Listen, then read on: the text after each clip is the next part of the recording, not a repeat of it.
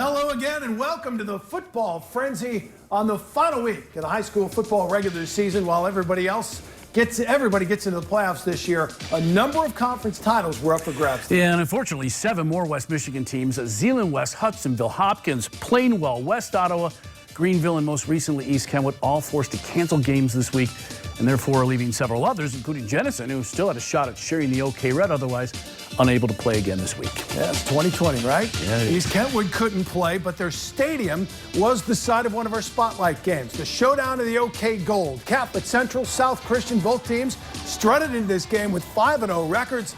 This was, without question, one of the best games of the year. First half, all South Christian. Ty Reinbrandt to Elliott. Grassheist makes the catch, turns and runs into the end zone. 40-yard touchdown, 6-0 Sailors. Second quarter, Reinbrandt to try, hands off to Trevor Hansen, gets the sideline, and he's gone. 42-yard touchdown. They had the 2-point conversion. It was 14-0. CC answers in the third, down 14-7. Joey Silveri, look at the run here. Breaks some tackles. He wills his way into the end zone here, gets the big block. 32-yard touchdown, 14-14. Then Reinbrandt. Whoop, this is Catholic Central again. Nick Holleran gets down the sidelines and see a 75-yard touchdown. Game tied at 21. We go to overtime. In the OT, Reinbrandt to Eli Smith. Breaks the plane. Extra point, no good, so it's 27-21. Joey Silveri, stiff arm. Fights his way in for the score. If they get the extra point, they win. Jack Barlow steps up and hits it. Game winner, Catholic Central over South Christian, 28-27. The spotlight number 2 shining on Rockford, where the 3-0 Rams returned from their 2-week COVID hiatus to face the only other unbeaten in the Red. 5-0 Granville, the Bulldogs, looking for their first outright OK Red title in 30 years. The fall of 1990, George H.W. Bush was president. Ghost, the #1 movie in America. Jack and I were both just turned 26-year-old kids, probably covering some of their dads or uncles, dare I say. Bulldogs got on the board first. Marcel Love around the corner and in, out to an 8-0 lead, but the Rams would answer right back. Quarterback Zach Ahern, he's going to get the corner as well. Bounces this one out to his left side, just gets the pylon. Cut the lead to 8-7, but in the third, Zach again drops back, this time over the middle, and this is a pretty fire on the line on the slant. Luke McLean in from 15 yards out. 14-8 Rockford, 21-8 Rockford then in the fourth, and boy, they do it again. The quarterback, Zach Ahern's going to keep this one himself, up the middle and in from 10 yards out. Rockford knocking off Granville 27-8. They finished 4-0. Granville 5-1. The ADs will decide what to do with the conference title. All right, OK Blue now, 4-1 West Catholic. Still had a shot at a share of the title. Had to beat Hamilton and get some help from Allendale. Well, Brent Goodpaster under center. In for the hands off to Spencer Vandenbrink. 2-yard touchdown, 7-7 ball game. West Catholic counters. Noah Arsulowitz going to keep it himself. Bounces to the outside. 5-yard touchdown, 14-7. Then Arsulowitz going to give it to Tim Kloska. And he's going to bust outside a 61-yard touchdown run. West Catholic goes on to win it. Final score, 35-7. Well, West Catholic's a victory, meaning Unity Christian needed to win on the road at Allendale to win their first ever outright conference title. Got a share of it last week. Up 6-zip in the first. Cameron Chandler fakes the handoff. Going to go up top, and news at the other end. Drew Chandler, 24 yards. Crusaders built a 12-0 lead. Third quarter now, and it's on the ground this time. Malachi Obande gets free on the left side. Breaks that tackle right there. Number 13 is gone, and he's going to go 62 yards to pay dirt. 34-0 Crusaders. Allendale did get on the board, but not nearly enough. Unity Christian outright champs for the first time ever, 42-6. Let's check in on the OK White homecoming night for Forest Central. Needed to beat Lowell, get some help to earn a share of the title. First quarter, no score. Rangers, it's Hunter Robinson going to keep it himself, goes 18 yards, and the Rangers were up 7-0. Same score next possession. Robinson going to punch it across here for 6 more. You're sensing a theme. Rangers up 14-0. Robinson wasn't finished yet. Hey, homecoming court there. And Robinson again follows Carson Dinas in for the score. And it's Forest Central with a 34-14 win. Well, the Rangers' victory, meaning Byron Center needed to knock off East Grand Rapids on the road to win the outright OK White title after winning the Green a year ago. Offense was humming right out the gate as they've done all season. got a touchdown, and then it's Sawyer Weicher's in for the 2-point. They led it 8-0, but East battling back. That's Nate Milanowski in from 2 yards out, cut the lead to 8-6. Byron Center then late in the half going for it on 4th and 3, and East Grand Rapids D does what no one's really been able to do this year, shut the door. The 8 points, all Byron Center got. East Grand Rapids with the upset, meaning Byron Center and Forestville Central share the title, 12-8. We're off to Muskegon for a key game in the West Michigan Conference. Whitehall and Oak Ridge both 4-1 and chasing Montague.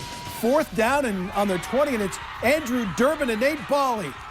At the 5, spins in, Whitehall up 18-10. 4th quarter, Oak Ridge has a chance, but this pass picked off by Jacob Haynes, and he's going to take it to the house for the pick 6. Whitehall knocks off Oak Ridge, final score 32-18. Now, a power outage in Montague pushed the Wildcats game with North Muskegon to tomorrow. So we headed over to Orchard View. Big underdogs against Kent City. But check this out. Very first offensive play of the game for Orchard View. Owen Swanson, Darius Williams. Boy, he's got some wheels. Covers 60 yards for that touchdown. Orchard View out 6-0 early. Next possession, Kent City, their first offensive play. Kyler Larson to Mason Westbrook. He says, I can do it if you can do it. 66 yards on the touchdown run. 2 offensive plays. Game was tied at 6. Guess what happened? Next time Orchard View had the ball, their first play, here they go again. Swanson to Williams. This one covers 66 yards as well. Orchard View upsetting Kent City tonight, 26-20. Here's another game we could have put the spotlight on. Battle of Unbeatens in the Wolverine. Paw at Edwardsburg. Just a beautiful night for football, right? Your opening drive, Logan McCauley gets some blocks. He's in. 2-point conversion, 8-0 Eddies. Next possession, Jackson Hoover this time. He's going to get the handoff. Weaves his way through traffic, hides the ball beautifully, and then it's all green grass in front of him. 59-yard touchdown. Edwardsburg rolls to another Wolverine Conference Championship, 60-6. To the smack now, Battle Creek Lakeview hosting St. Joe's. Both 4-1, needing a win and a Portage Northern loss to win a share of the conference title. Second quarter, Lakeview's Jaden Simonson keeps it. Covers 11 yards, goes in for the score. Spartans back on top, 7-6. Third quarter now, Lakeview trailing at this point 14-7. And guess who? Simonson again on the ground. This one covers 7 yards. Tied the game back up at 14, but on the ensuing kickoff, St. Joe's goes ahead for good. Griffin Shinrock's going to take this one to the far sidelines, gets some blocks, and nobody in front of him from the 50 in except that guy, and he's not going to get him. 95 yards for the score. St. Joe's knocking off Battle Creek Lakeview 22-14. Shinrocks, that could be one of the best football names I've heard. Meanwhile, Portage Northern could win the smack outright with a win over Kalamazoo Central. Well, they just give the ball to Anthony Tyus, the Northwestern-bound running back, into the end zone. 17-yard touchdown, 30-0 Portage Northern. Same score third quarter. Willie Ford to Shambi Broomfield. Oh, right in stride, 29-yard touchdown, cuts the lead to 30-6. But here comes Portage Northern, give it to Anthony Tyus again. And the big fella's going to go 50 yards for the touchdown this time. Not too many teams around here can stop Anthony Tyus. Portage Northern wins it, final score 37-6, conference champs. What a fun kid to watch play. He's really good. In the Swag Valley, Schoolcraft only remaining unbeaten, looking to lock up the title with a win at Delton Kellogg tonight. Panthers, however, just one loss in the conference. Chance to get a share of the crown. Not going to happen. Alex Thole pitches to Jimmy Downs. He's in from 5 yards out.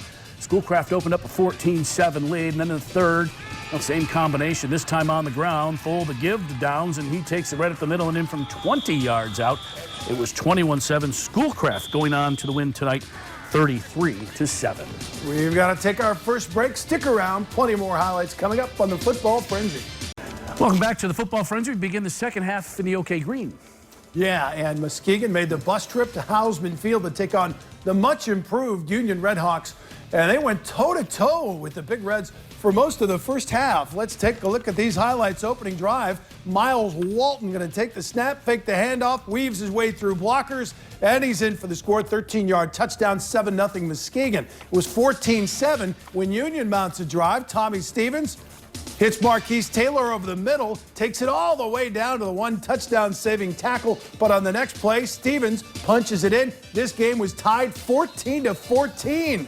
Everybody in the place going, wow. Well, it was all Big Reds after that. Jakari Kitchen gets outside, cuts back in, cuts back out, 30-yard touchdown. Muskegon rolls 56-14. Elsewhere in the green, 3-2 Zeeland East making the trip to Reese Puffer to beat the 2-3 Rockets tonight. First quarter, Adam Castle. You saw him run over people last week. 3-yard bust up the middle there. It was 7-0 Chicks. Then late in the first, Ethan Hotelling, QB keeper, coming up. And Ethan will just dive in here for the scoreboard. He takes that, breaks a tackle and takes it in. My apologies. 20-yard touchdown run. Zeeland East, good team in a really tough division. They win it tonight big, 58-3. All right, back to the OK Gold now. A power outage at Cedar Springs forced their game to be moved to Kennewa. So Kennewa, the road team at their own stadium. First quarter, Antoine Nichols, 61-yard touchdown run. Not going to catch him there. And the Red Hawks had a 6-0 lead. 2-point conversion, no good. Second quarter, this time they give it to DeMonte Bennett. And he's going to get outside and go 10 yards for the score. 2-point conversion, good this time. And Cedar Springs beats Kennewa Hills 36-6. Well, let's keep it in the gold. The Hawks of Forest Hills Eastern shooting for their 4th straight win, entertaining 2-3 Trojans of Thornapple Kellogg. Cal Doyle looking for Jacob Armbruster. Nice catch, or was it? No, it was picked off there. Pretty play by Alex Bonema. Trojans defense came up with big plays. Falcons then. John Morgan this time finds Armbruster for 6, but too little too late. TK gets the win, 17-8. All right, game 17's back in the OK White. Forest Hills Northern looking to make it 4 straight wins over Northview. Game tied 14-14 at the half. When the band left the field, the Huskies came out big time. 3rd and long, Trinidad Chambliss to Ethan Clark.